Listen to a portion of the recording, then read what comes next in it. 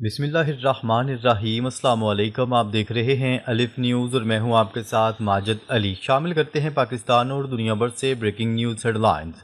Donald Trump سے مذاکرات سے قبل سعودی عرب نے اسرائیل سے تعلقات کے لیے شرائط مزید سخت کر دیں۔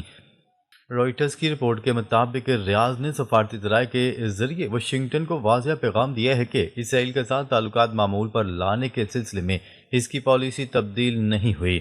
سعودی عرب صرف اسی صورت میں معاہدہ کرے گا جب فلسطینی ریاست کے قیام کے روڈ میپ پر اتفاق ہو جائے گا۔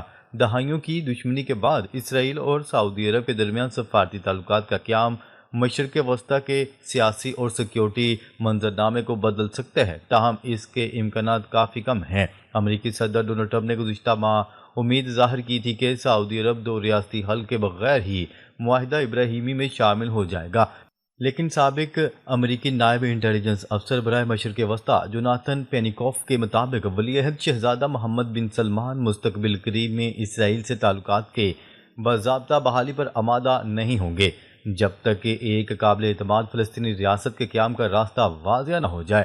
روئٹرز کی رپورٹ کے مطابق ریاض کے واشنگٹن کو پیغام بھیجنے کا مقصد یہ ہے کہ کسی بھی سفارتی غلطی سے بچا جا سکے اور عوامی سطح پر کوئی بیان دینے سے قبل سعودی عرب اور امریکہ کے موقف ہم آہنگ کیے جائیں، تاکہ 18 نومبر کے وائٹ ہاؤس مذاکرات کے دوران یا اس کے بعد کسی قسم کا ابہام پیدا نہ ہو۔ خبر کے اگلے حصے میں بات کرتے ہیں غزہ میں ترک فوجی برداشت نہیں کریں گے، اسرائیل کی ہٹ درمی برقرار۔ اسرائیل کا کہنا ہے کہ غزہ کی زمین پر کسی ترک فوجی کا پاؤں نہیں پڑنے دیا جائے گا۔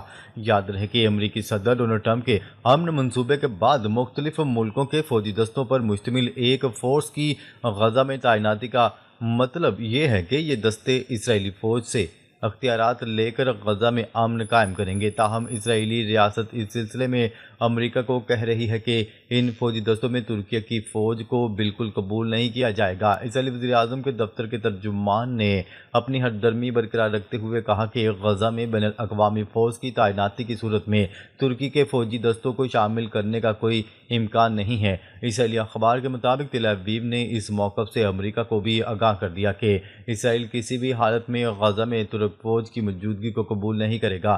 ترجمان نے صحافیوں سے گفتگو کرتے ہوئے دو ٹوک الفاظ میں کہا، غزہ کی زمین پر کسی ترک فوجی کا پاؤں نہیں لگے گا۔ واضح رہے کہ امریکی صدر ڈونلڈ ٹرمپ کا 2 سال سے غزہ میں جاری جنگ رکوانے کا امن منصوبہ 10 اکتوبر سے غزہ میں نافذ العمل ہے۔ اس کا ایک نکتہ غزہ میں عبوری سیٹ اپ کو معاونت اور سیکیورٹی سے متعلق امور کی انجام دہی کے لیے کثیر ملکی فوج کو بین الاقوامی استحکام فورس کے نام پر تعینات کرنا ہے، تاکہ غزہ میں اسرائیلی فوج کی جگہ ایسی فوج آ سکے جو معاہدے پر عمل درآمد کروائے اور فلسطین کے لیے مسائل میں اضافہ کرنے کا باعث نہ بنے۔ شروع میں اس بین الاقوامی استحکام فورس میں ترکیہ کے شامل کیے جانے کو بھی اہم سمجھا جا رہا تھا، مگر اسرائیلی ریاست نے امریکہ کو کہا ہے کہ ترکیہ کے فوجی دستوں کو غزہ میں کسی صورت نہیں آنے دیا جائے گا۔ مبینہ طور پر امریکہ نے بھی اسرائیل کے اس موقف سے اتفاق کر لیا ہے۔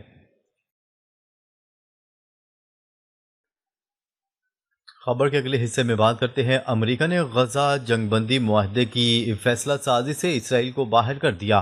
امریکہ اور اسرائیل کے درمیان غزہ میں جنگ بندی اور انتظامی فیصلوں پر اختلافات شدت اختیار کر گئے۔ ٹائمز آف اسرائیل کی رپورٹ کے مطابق ایک اسرائیلی عہدیدار کا کہنا تھا کہ امریکہ نے غزہ کے لیے قائم کیے گئے سول ملٹری کوآرڈینیشن سینٹر میں اسرائیل کو ثانوی حیثیت دے دی ہے اور تمام اہم فیصلے خود کر رہا ہے۔ رپورٹس کے مطابق یہ مرکز امریکی صدر ڈونلڈ ٹرمپ کے 20 نکاتی امن منصوبے کے تحت قائم کیا گیا ہے، جس کے ذریعے اقوام متحدہ کی منظوری سے انٹرنیشنل اسٹیبلائزیشن فورس غزہ کا کنٹرول سنبھالے گی اور اسرائیلی افواج وہاں سے انخلا کرے گی۔ امریکی حکام کے مطابق آئی ایف میں تقریباً 20,000 فوجی شامل ہوں گے، جنہیں 2 سالہ مینڈیٹ دیا جائے گا، تاہم واشنگٹن اپنی افواج نہیں بھیجے گا اور ترکی، قطر، مصر، متحدہ عرب امارات، انڈونیشیا اور آذربائیجان جیسے ممالک سے شرکت پر بات چیت جاری ہے۔ اسرائیل نے ترکیہ کی افواج کی ممکنہ شمولیت پر اعتراض کیا ہے، جبکہ عرب ممالک حماس سے براہ راست تصادم کے خدشے کے باعث محتاط ہیں۔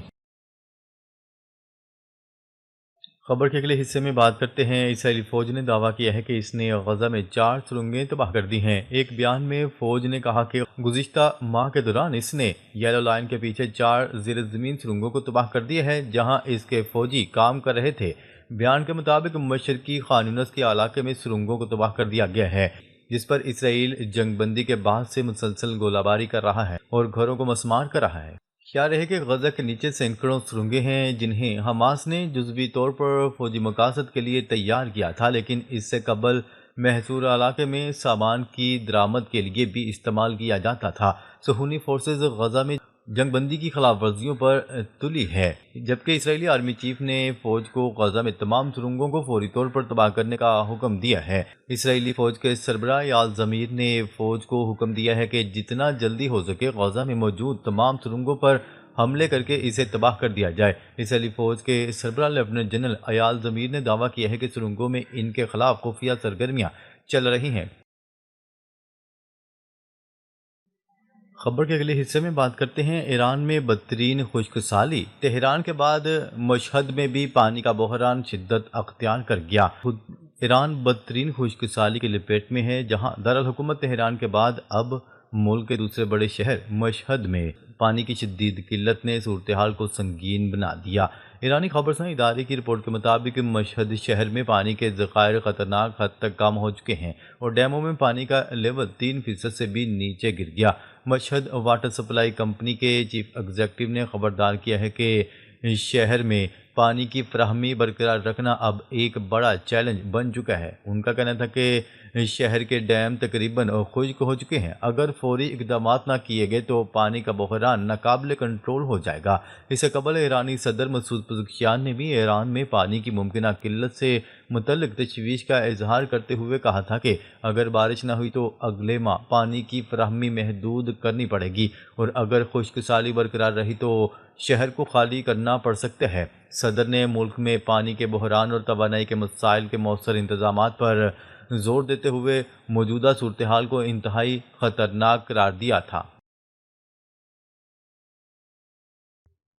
خبر کے اگلے حصے میں بات کرتے ہیں۔ امریکی سینٹ نے وفاقی حکومت کا شٹ ڈاؤن ختم کرنے کے لیے قانون سازی کے ابتدائی منظوری دے دی۔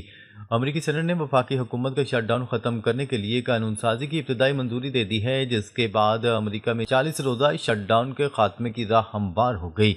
ایوان نمائندگان سے منظور شدہ بل کو سینٹ میں 60 ووٹ ملے، جس کے تحت حکومت کو 30 جنوری 2026 تک فنڈز فراہم کیے جائیں گے۔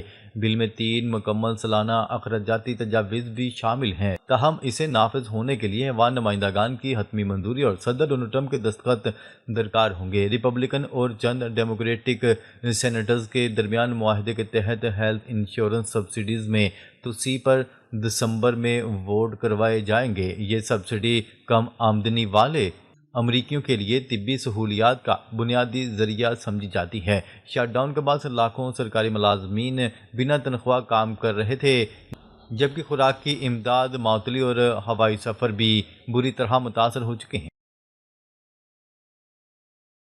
خبر کے اگلے حصے میں بات کرتے ہیں۔ ایران کی پاکستان اور افغانستان کے درمیان ثالثی کی پیشکش۔ ذرائع کے مطابق ایرانی وزیر خارجہ عباس اراغچی نے وزیر خارجہ اسحاق ڈار اور افغان وزیر خارجہ امیر خان متقی سے فون پر رابطہ کیا۔ انہوں نے دونوں فریقین کو مصالحت کرنے کی پیشکش کی۔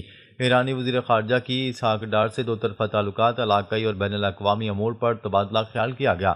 سید عباس اراغچی نے پاکستان اور افغان طالبان کے درمیان ثالثی و مصالحت کی پیشکش کی اور دونوں ممالک کے قدیم اور دوستانہ تعلقات کی اہمیت پر زور دیا۔ ایران کی جانب سے افغانستان اور پاکستان کے درمیان کشیدگی پر تشویش کا بھی اظہار کیا گیا۔ ایرانی وزیر خارجہ نے کہا کہ پاکستان اور افغانستان کو بات چیت جاری رکھنی چاہیے، تاہم ایران ہر ممکن مدد کے لیے تیار ہے تاکہ دونوں ممالک میں امن و مصالحت قائم ہو سکے۔